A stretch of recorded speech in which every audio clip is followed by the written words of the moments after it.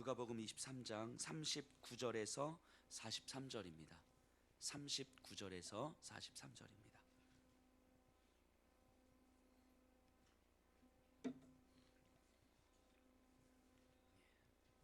저와 한 절씩 교독하겠습니다. 달린 행악자 중 하나는 비방하여 이르되 내가 그리스도가 아니냐 너와 우리를 구원하라 하되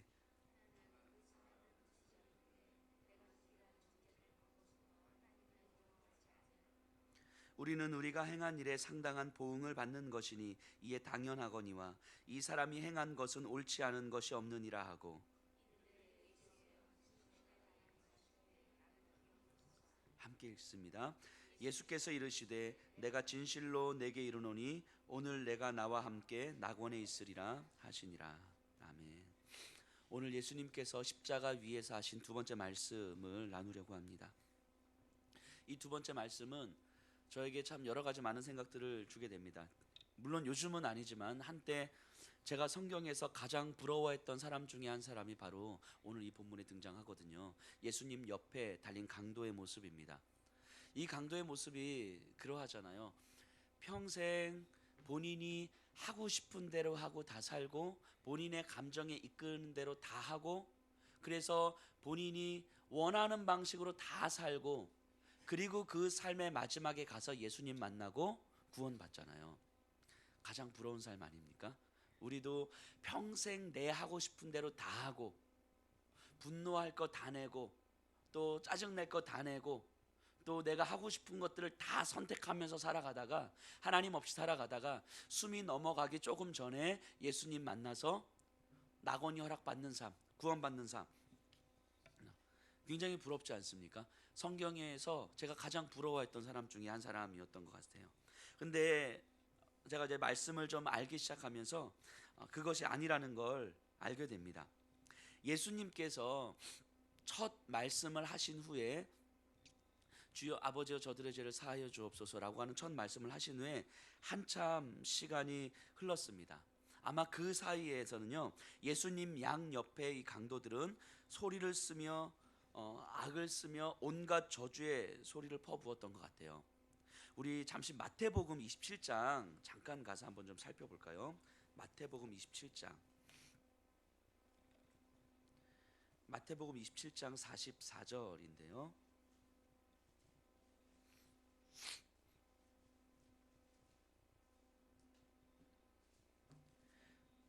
십자가 아래에서 사람들이 예수님을 비난하고 조롱합니다. 그런 분위기에서 44절에 보니까 함께 십자가에 못 박힌 강도들도 이와 같이 욕하더라. 강도들도 이와 같이 욕하더라. 그러니까 예수님 양 옆에 있는 두 명의 강도도 사람들이 예수님을 조롱하며 멸시했던 것처럼 이 강도들도 욕하고 있는 거예요. 네가 그리스도냐? 네가 하나님의 아들이냐? 너나 구원해봐라 하면서 같이 욕을 하고 있었던 것입니다. 그렇게 시간이 지납니다.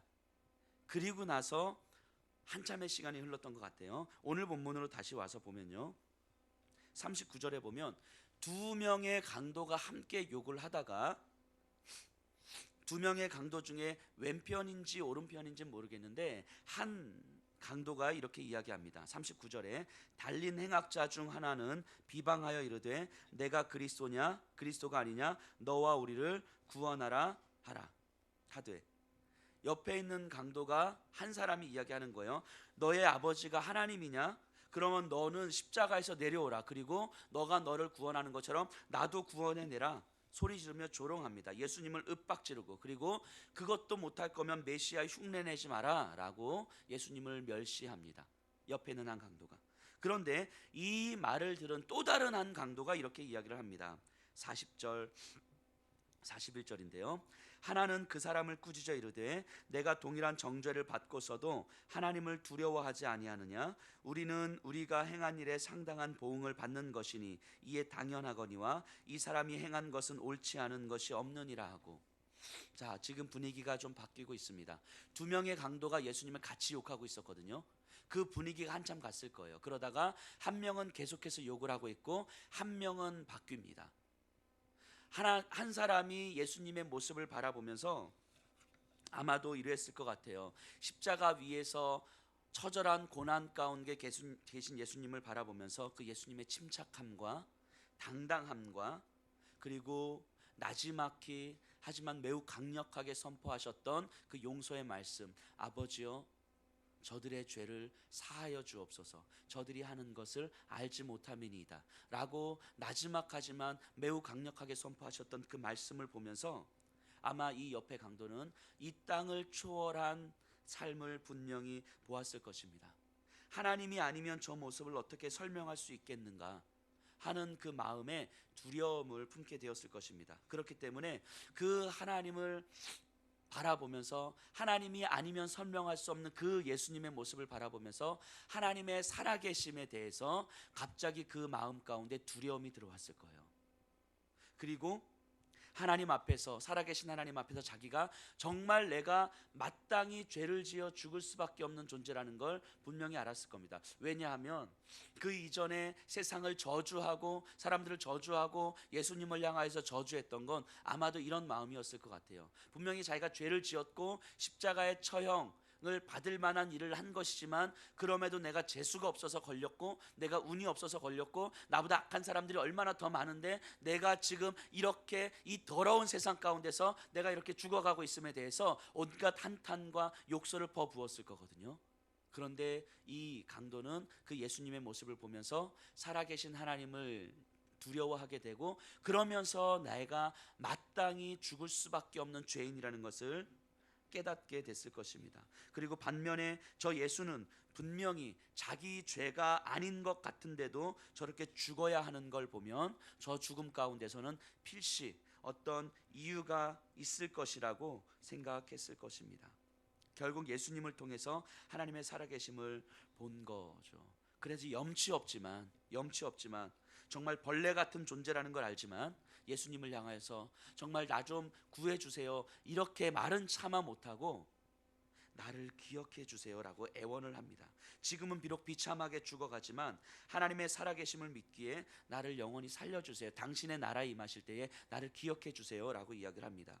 그래서 40절 41절을 다시 보면 내가 동일한 정죄를 받고서도 하나님을 두려워하지 아니하느냐, 하나님을 두려워하지 아니하느냐, 이 강도의 마음 가운데 하나님을 두려워하는 마음이 들어왔고요. 우리는 우리가 행한 일에 상당한 보응을 받는 것이니와, 우리가 행한 일에, 나는 내가 행한 일에 대한 죄에 대한 대가를 받는 것이 당연하거니와 이 사람은 행한 것이 옳지 않은 것이 없느니라. 이 사람은 죄가 없는 것 같은데도 이 죽음을 당하는 것이니라.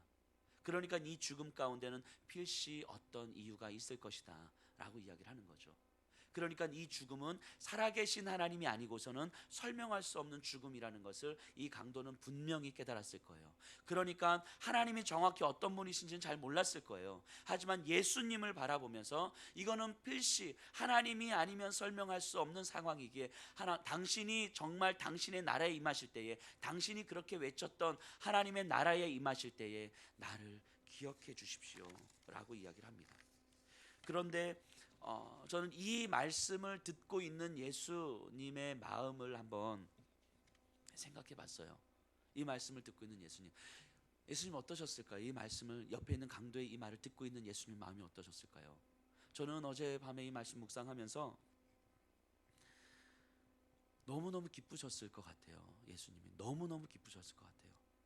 예수님 이 말씀 들으려고 이 땅에 오신 거잖아요.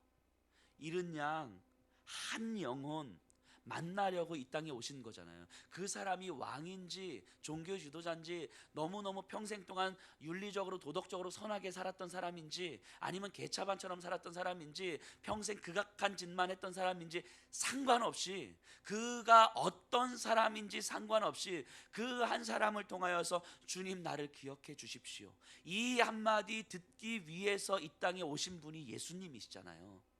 이 한 말씀 듣기 위해서. 그래서 이 한마디 듣기 위해서, 한 영혼으로부터 이 말씀 듣기 위해서 처절한 시간을 보낸 것이고, 지금도 그 십자가 위에서 처절한 시간을 보내고 있는 거잖아요. 예수님께서 이 한 말씀 듣기 위해서. 그래서 죽어가는 그 상황 속에서 내 옆에 있는 전혀 생각하지 못했던 이 강도 한 사람이 주님 나를 기억해 주십시오 라고 하는 이 말씀 들을 때에 예수님께서 얼마나 기쁘셨을까? 예수님 마음이 얼마나 기쁘셨을까? 그래서 정말 죽을 것 같이 힘이 들어도 입이 마르고 목이 다 들어가도 이 말씀을 하실 수밖에 없는 거예요. 내가 진실로 내게 이르노니 오늘 네가 나와 함께 낙원에 이르리라. 오늘 네가 나와 함께 낙원에 이르리라. 우리에게 예수 그리스도의 이 말씀이 임한 줄로 믿습니다. 여기 있는 한 사람 한 사람 주님 나를 좀 기억해 주십시오 라고 하는 그 말씀 듣기 위해서 예수님 이 땅에 오신 거고요. 그리고 우리의 입술을 통하여서 주님 나를 기억해 주십시오 라고 하는 그 말씀이 울려 퍼질 때 예수님 그 말씀 듣기를 기다리셨다가 목이 타들어가는 그 순간 속에서도 우리를 바라보면서 이 말씀을 하실 수밖에 없었던 거예요. 왜냐하면 이것이 예수님이 오신 목적이기 때문이죠. 오늘 네가 나와 함께 낙원에 이르리라. 평생 강도가 이렇게 살고 싶어서 살았던 건 아니었을 거잖아요.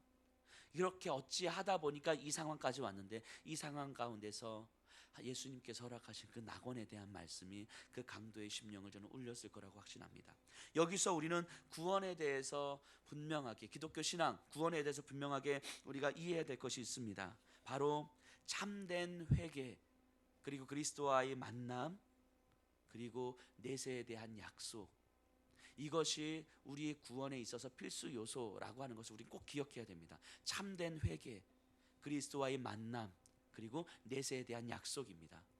이 강도는 평생 자기의 삶에 대해서 예수님을 바라보면서 살아계신 하나님을 보게 되고 나의 죄인됨을 분명히 인식할 수밖에 없었습니다. 그리고 그렇기 때문에 그리스도와의 만남이 있었고, 그리고 예수님께서 허락하신 내세에 대한 약속이 있었습니다. 그래서 철저한 죄인일 수밖에 없는 자신을 회개하고 예수 그리스도와 만난 사람은 죄가 무엇인지 알게 되는 사람이에요.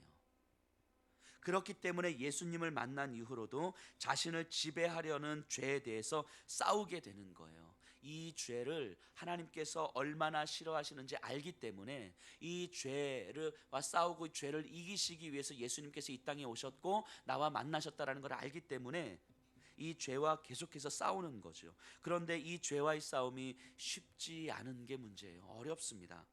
죄는요, 우리를 이 세상에 묶어두려고 합니다.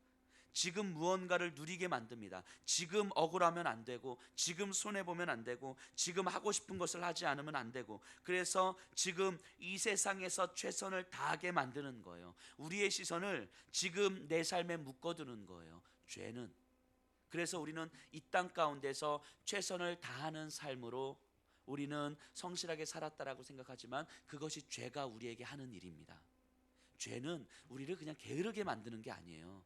나태하고 누가 봐도 죄인이다 이렇게 만드는 게 아니에요. 우리의 시선을 이 땅에 묶어두는 거예요. 그래서 이 땅에 묶어두고 이 땅에서 뭔가 살아가려고 하는 거죠. 하지만 마태복음 6장에서 보면요, 예수님은 분명히 이렇게 말씀하십니다. 예수 그리스도의 복음은 보물을 이 땅에 쌓아두는 삶이 아니라 하늘에 쌓아두는 삶이라고 분명히 말씀하십니다. 우리 주 예수 그리스도의 복음은 이 땅에서의 행복을 충분히 누리라고 허락하신 복음이 아니라는 거예요. 하늘의 보화를 쌓는 삶이라고 이야기를 하는 것입니다. 그렇게 사도 바울도 이렇게 이야기합니다. 고린도전서 15장에서 만일 그리스도 안에서 우리가 바라는 것이 다만 이 세상의 삶뿐이면 모든 사람 가운데 우리가 더욱 불쌍한 자이니라. 만약에 우리가 바라는 것이 이 세상뿐이라면 우리가 죄와 이렇게 싸울 필요가 없어요. 우리가 죄에 이렇게 예민하게 반응할 필요가 없어요. 이렇게 우리가 뭔가 이렇게 되게 예수님 믿고 죄와 싸우면서 살아가면 되게 힘겨운 삶을 살아갈 것만 같은 그런 삶. 그래서 예수님 하나님의 마음을 내게 주십시오라는 기도를 차마 못하면서 그냥 적당히 한 발씩 한 발씩 거치고 살아가고 싶은 그런 삶을 그냥 살아가시면 되는 거예요. 하지만 우리가 바라는 것이 이 생의 삶이 아니라 저 내세의 삶이기 때문에 이 땅에서 죄와의 싸움이 필요한 거죠. 내세가 없으면 우리는 이렇게 그냥 처절하게 싸우지 않아도 되는 것입니다. 하지만 내세의 삶이 있기 때문에 영원한 하나님 나라의 삶을 이 땅에서 우리의 삶에서 품고 살아갈 수가 있는 거예요. 이 땅에서 우리의 시선이 지금에 머물러서 지금 내가 최선을 다하고 지금 내가 성실하게 임해서 지금 내가 하고 싶은 것을, 지금 내가 누리고 싶은 것을, 지금 내가 해야 되는 것들을 하면서 살아가는 것이 아니라 우리의 시선이 하늘에 있기 때문에 하늘의 소망을, 하늘의 나라의 삶을 이 땅 가운데서 품고 살아갈 수 있는 삶이 되는 거예요. 이거를 소명이라고 합니다. 소명. 내세를 품을 수 있는 사람이, 내세를 바랄 수 있는 사람만이 누릴 수 있는 삶이 바로 소명이에요. 소명. 그렇기 때문에 소명의 삶은 눈앞의 이해관계에 또한 분주함에 흔들리지 않습니다. 현실이 이렇고 상황이 이렇고 내 마음이 이렇고 이런 것들이 우리를 이 땅에 묶어두는 거예요. 하지만 소명의 삶은 현실이 이래도 상황이 이래도 그것이 결국 하나님께서 기뻐하시는 것이니까, 하나님 나라에서 충분히 이루어질 삶이니까 그럼에도 불구하고 이 땅에서 우리가 살아갈 수 있는 거예요. 그러니까 우리의 시선이 눈앞의 이해관계에 따라서 왔다 갔다 하는 것이 아니라 저 멀리 바라보면서 하늘의 나라의 소망을 바라보면서 이 땅을 살아가게 되는 거예요. 이게 소명입니다. 소명. 그런데 이 소명을 발견하게 되면요, 삶이 아름답습니다. 정말입니다. 삶이 아름답습니다. 최선을 다하는 삶과 비교할 수 없을 정도로 아름답습니다. 최선의 삶은 덤으로 오는 거예요. 덤으로. 죄로 물든 이 땅에서 하늘의 소명을 품고 살아간다는 것은 누구보다도 치열하게 살아가야 된다는 걸 의미하거든요. 우리를 이 땅에 묶어두려는 삶 속에서 하늘의 소명을 품고 살아간다고 하는 것은 누구보다도 치열하게 최선을 다해서 살아간다는 의미하는 거예요. 하지만 그 최선이 만들어가는 삶이 아니라 하늘의 꿈이, 하늘의 소망이 나를 만들어가는 삶이다라고 하는 거죠.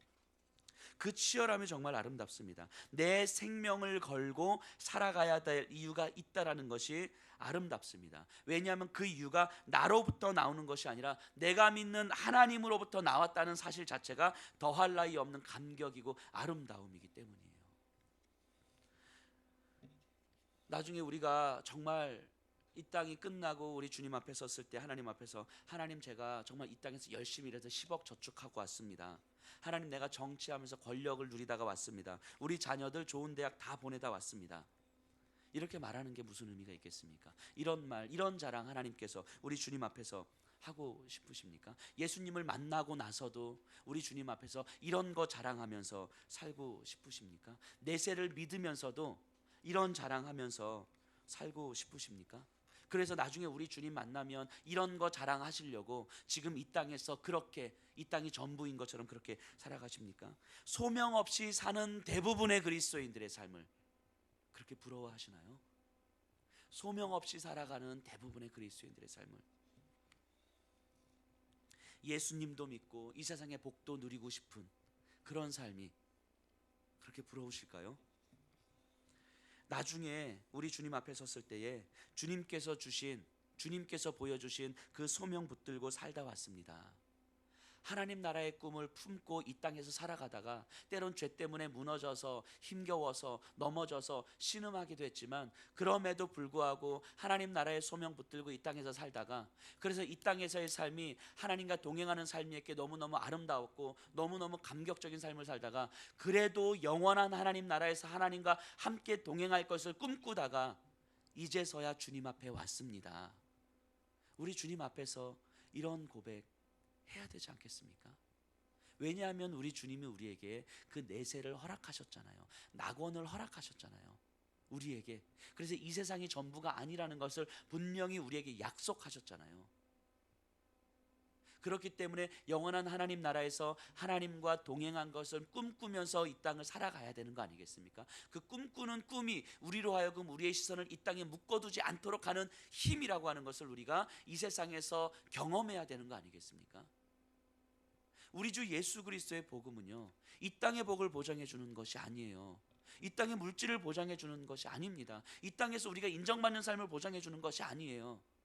예수 그리스도의 복음은 이 땅에서 어떻게 주님과 동행할 것인가, 어떻게 하나님께서 기뻐하시는 삶을 살 것인가, 이것이 우리의 가슴을 울리고 우리의 영혼을 울려서 이것이 우리의 소명으로 자리 잡아서 이것을 꿈꾸며 살다가 이것이 얼마나 감격스러운 삶인지를 우리의 삶을 통하여서 이 시대에 보여주고 사람들에게 보여주고, 이 아름다운 삶이, 우리의 영혼이 정돈된 삶이 정말 가능하다는 것을 이 땅에서 살아가는 거죠.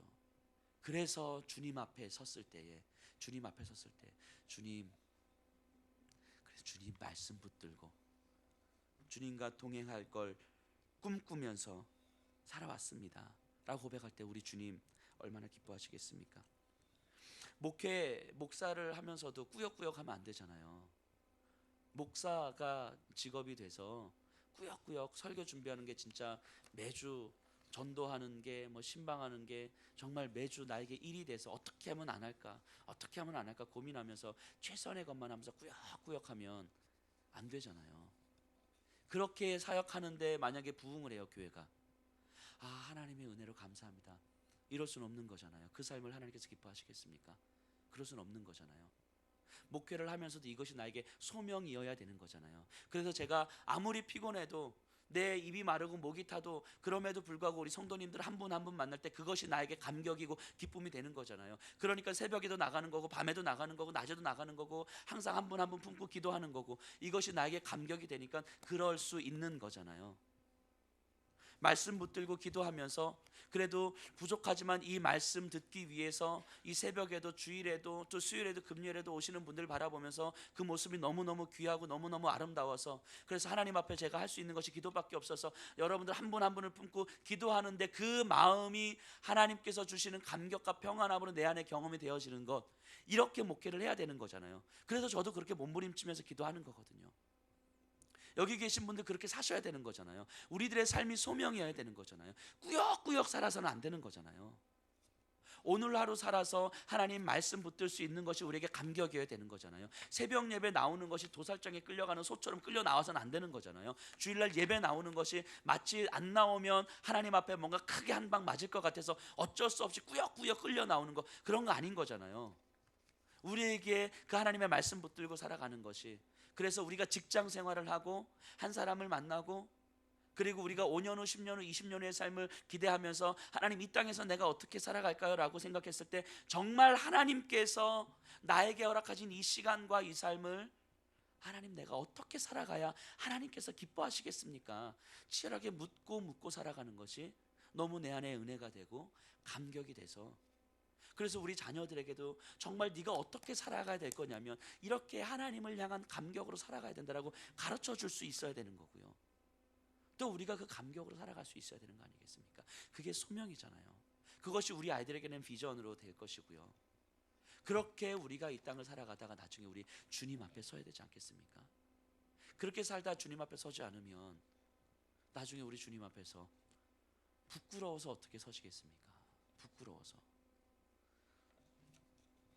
그런데 예수님 옆에 그 강도는요, 그 소명의 삶을 살 시간이 없었어요. 이제 예수님 만나서 그 하늘의 소망을 붙들고 이 땅을 주님과 동행할 것을 꿈꾸는 그 감격스러운 아름다운 삶을 살아가야 되는데 삶의 아름다움을 누릴 시간이 없었습니다. 저는 분명히 후회했을 거라고 확신합니다. 내가 조금 더 일찍 주님을 만났더라면, 내가 조금 더 일찍 주님을 만났더라면 내 삶이 이렇게 비참하진 않았을 텐데 분명히 후회했을 거라고 확신합니다. 그런데 오늘 주님은 우리에게 이렇게 말씀하십니다. 오늘 내가 나와 함께 낙원에 이르리라. 우리에게 이 소명을 품고 살아갈 시간이 주어졌습니다. 우리에게는 시간이 주어졌어요. 이제 어떻게 살아가시겠습니까? 우리의 소명을 발견하고자 주님께 묻고 또 물으면서 그 기쁨으로 살아가야 되지 않겠습니까? 우리의 삶이. 지난 한 주간에서 많이 2016년도 1월부터 지금까지의 삶을 돌아보세요. 우리의 삶이 꾸역꾸역 뭔가 마지못해서 우리의 삶, 우리의 가정을 건사하기 위해서 그냥 최선을 다하는 삶이었는지, 아니면 주님으로부터 받은 그 감격과 소명으로 오늘 하루를 살아가는 것이 하나님 앞에 어떻게 기쁨이 될 것인가를 물으면서 살아왔던 삶인지. 우리 이 주님의 이 두 번째 말씀을 묵상하면서요, 우리 주님이 우리에게 허락하신 삶은 단순하게 그냥 예배 나와서 예배 드려라, 기도해라, 이런 삶이 아니에요. 우리의 삶이 소명이라고 하는 것을 가르쳐 주시는 말씀입니다. 그렇기 때문에 그 십자가 위에서 죽을 것 같은 상황 속에서 이 말씀 우리에게 던져주시는 거예요. 오늘 내가 나와 함께 낙원에 이르리라. 오늘부터 시작되는 우리의 남은 평생의 삶에서 우리 주님으로 인한 그 감격스러운 삶을 살아가시기를 또 우리 공동체 안에서 그것이 끊임없이 경험되고 끊임없이 서로에게 긴장되고 도전되는 삶을 살아가시기를 간절하게 소원합니다.